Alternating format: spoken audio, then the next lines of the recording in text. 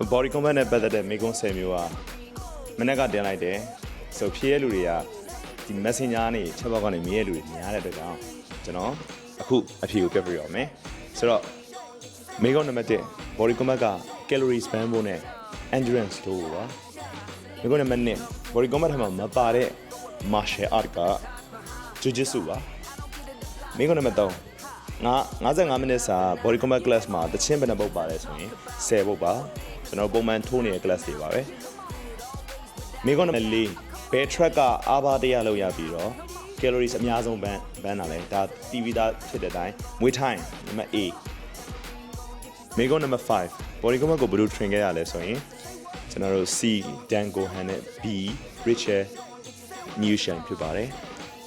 ဆိုမိကုန်းနံပါတ်6ခန္ဓာကိုယ်လက်ပြီးလက်သီးကိုတဆန့်ဆွဲဆန့်တဲ့ movement ကတော့ဒါအလွယ်လေးပါ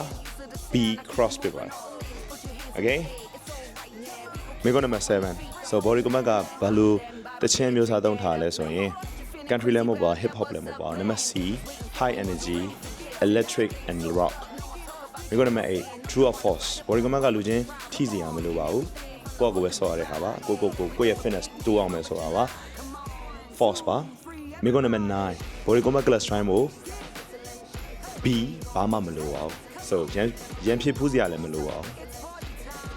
မိကုန်းနံပါတ်10 so body combat တင်ဖို့ instructor က certified ဖြစ်ဖို့လိုသလို gym ကလည်း license ဝယ်ရပါတယ်ဆိုတော့အဲ့ဒါကိုသိကုန်မှန်ပါတယ်